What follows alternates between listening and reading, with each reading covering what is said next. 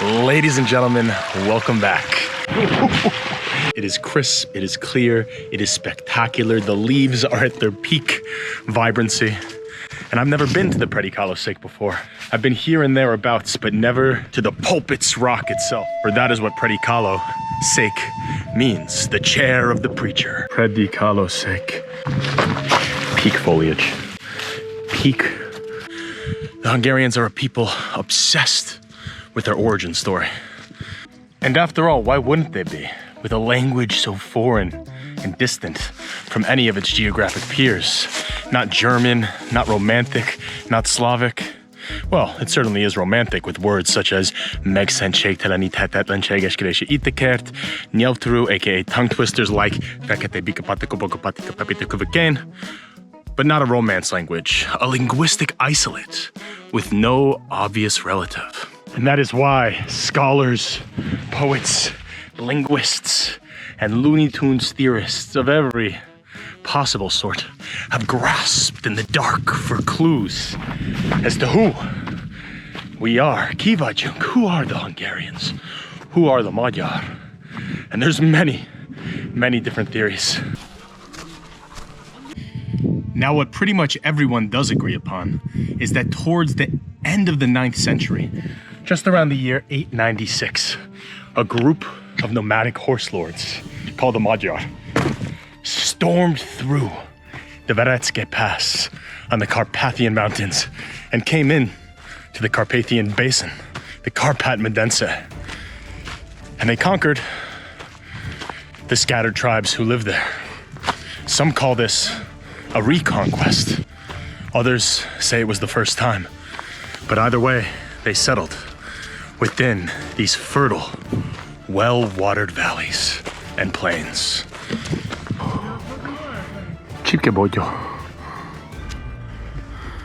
And these Magyar, they came from the east.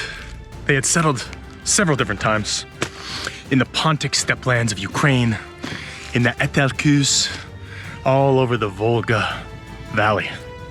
And this leads credence to the so-called Finno-Ugric theory of Hungarian origin. And this theory posits a purported connection between a mainstream European language and the Hungarians, the Finns, Finno-Ugric. Now, it is somewhat conjecture-based. I mean, there's no real hard evidence, but there's many, many clues leading to the fact that the Finns and the Hungarians perhaps split off on their relative migration patterns and went in many different directions, very different directions. So the Finns to the north, the Hungarians to Central Europe. And this has really been sort of the mainstream theory for many years now, but it wasn't always. And some still challenge its veracity. It is based on some linguistic evidence, syntax, similar patterns in their really baffling languages. But, of course, as with every academic debate, it conjures up tons of controversy. But what we do know is that the Hungarians certainly were not the first nomadic horse lords to storm through. No. A well-trodden path. Yes, a well-trod path indeed. Of course, the most famous prior group was Attila and the Huns, who came into the ancient province of Pannonia. Yes, the Romans were here as well, conquering in the middle of the 5th century. But you also had the Avars, an often overlooked tribe. And many scholars, they reject the Finno-Ugric hypothesis and say that these ancient Magyar were akin to the Huns and the Avars in one great big horse tribe continuum. And a lot of this conjecture relates back to the common mythology of the Huns, the Avars, the Magyars, and moreover, many more distant horse groups scattered all around Europe, as well as the ancient Sumerians and the Hittites and the Parthians. The Parthian shot, the feigned retreat on horseback, only to turn around in the saddle 180 degrees and pick off the enemies. A technique that the Magyar themselves used to great effect following the Honfoglalás in the 10th century time of adventures. Lord, please save us from the Magyar was a cry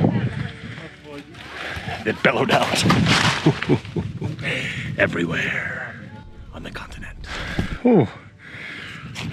Do not have nearly enough of a grasp of fungology to tell you whether or not these are poisonous, but wow, they are certainly a sight to behold. Yes, and as for that supposed mythical brotherhood, a lot of the justification comes from the fact that many of these horse tribes, they have much in common as far as their ancient lore and legend. And one story in particular shows up quite a bit, and that is the chase for some sort of mythical, miraculous deer or stag. In Hungarian, we know it, we love it, as the tale of the Csodaszarvas, the miraculous stag. Most recently put into pen by a man named Arany János in the 19th century.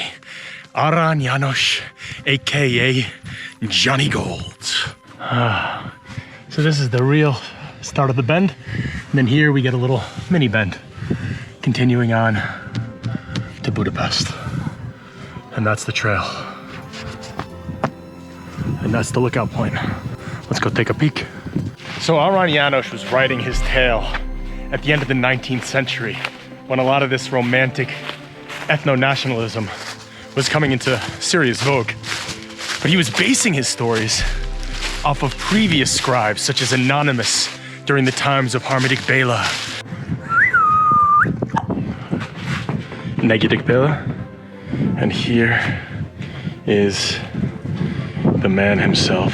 Where are you, Harmadik Bela? Elshu Bela, Mashadik Bela. Hold on, Harmadik Bela. End of the 12th century. And these stories were used to solidify and legitimize the Arpad reign during the medieval era, as they searched in the mists for ancestral connection to the land. And that is why this story, it begins in a time well before the ages of yore. We're talking ancient Sumeria, cradle of civilization, or so they say. Oh goodness me, how glorious. Wow, a far different topography to ancient Sumeria, I'm sure. And at the time that our tale begins, there was a king in Old Sumer, and he was a hunter king of Vadas Kirai, and his name was Nimrod. Now, while I say that Nimrod was the hunter king of ancient Sumeria, we could also call it Scythia, we could call it Mesopotamia, we could call it Samarkand. The point is, he was a king long, long ago, and he loved to hunt. And he had an expanding empire of sorts in faraway Asian territory. And his two firstborn sons were twins, and they went by the names Hunor and Magor. And just like their father, they too loved a good hunt. And so the three of them were out one day with their retinue behind, hunting in the surrounding fields of plenty, which circled their kingdom. Oh, we're walking, we're talking, we're walking and we're talking. We're heading to the Dobogókő. Ooh, Dobogókő. Ooh, Dobogókő. We are walking and we're talking and we're heading along over to the Dobogókő. Woo! Now, there were no bikes in the days of Hunor and Magor, no. They were by foot, and they were walking in the woods, separated from their father when... What's that in the distance? Oh, could it be? It's a stag. But it's not a normal stag. It's enormous and pale white, glowing in the luminescence of the sun, with massive antlers sparkling at their tips. This is not any normal creature. No. This is a miracle stag, a Csodaszarvas. And so Hunor and Magor, they followed the stag this way and that way, always just out of reach. For hours, they marched. Wow, look at this. It's an old Hungarian ski lift. Back in the days before so much climate change. These mountains would have had snow. I think they make some sometimes, but this certainly is out of service. So cool, so unexpected. We were knocked off course for a while, but the Dobogókő is just up that way. Yes, just like Hunor and Magor, who thought they had lost the path of the deer once again. Found the way. I thought we were done with the hiking. Oh, this is shh, listen.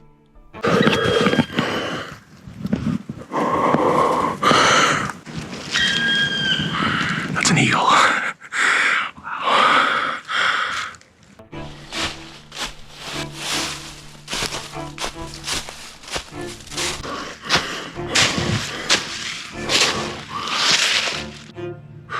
This is a lot tougher than I thought. And so it was for Hunor and Magor. As they stopped to examine the flora and the fauna in their midst, all of a sudden, beautiful music was heard off in the distance.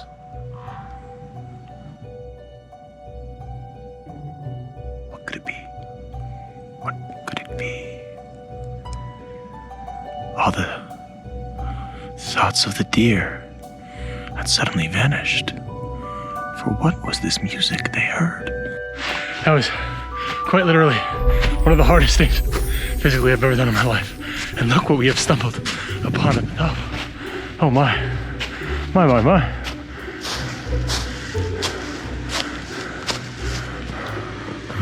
Oh, how fortuitous.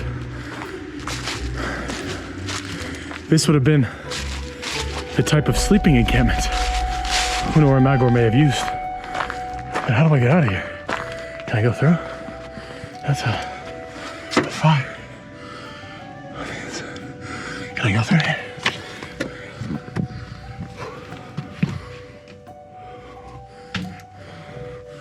Wow. Unexpected, but very cool.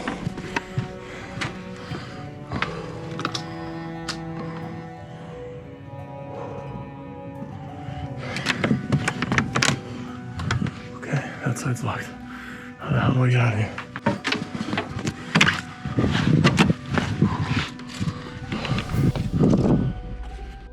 Aha, the Jean de Vendeglu. And this is the ancient Rovar script, the runes, the Hungarian runes.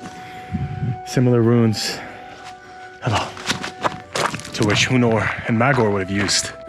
Wow, and you can stay in a little yurt. We have almost made it to the Dobogókő, just as Hunor and Magor had made it to the source of the music. They had arrived to the marsh of Mayotis, and there, by the current Sea of Azov, which you may know from the Russia-Ukraine war and the horrors which occurred there. On the banks of this sea, the marsh of Mayotis, there were nymphs dancing in a circle. Around 10 of them, maybe 9, maybe 11, maybe more, who knows? These are lost in the times and the sands of history. And all around the nymphs, a tribe paid witness. They were the Alans, sometimes referred to as the Bulars, yes. And they were ruled over by King Dul and Hunor and Magor. They saw his 2 daughters and instantly fell in love. They had to have them as wives. So Hunor and Magor, they hatched a plan. They hatched a plan to go in and kidnap the 2 most beautiful of King Dul's daughters. And of course, back then, being a nomadic horse lord tribe, this wasn't so out of the ordinary. That's basically how you got a wife from another tribe. You kidnapped her, and so they did. Magor took one, Hunor took the other.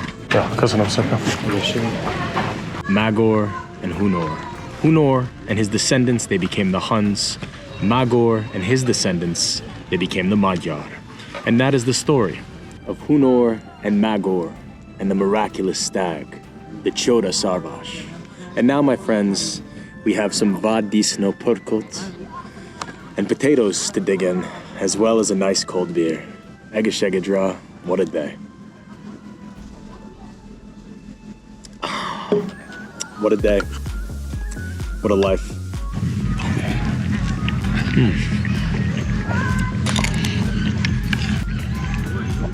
Udio. Wild boar. Vadisno.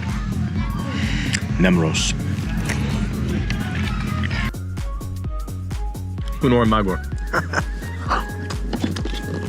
Mitzvah. And here is Sri Chimnoy. They say that this here, Dobogókő, is one of the heart chakras of the earth. So many spiritual groups, they pay allegiance to this place. Dobogó, it means like a rhythmic beating sound, sort of like a heartbeat. Kő is stone. And so Dobogókő is the rhythmic beating stone.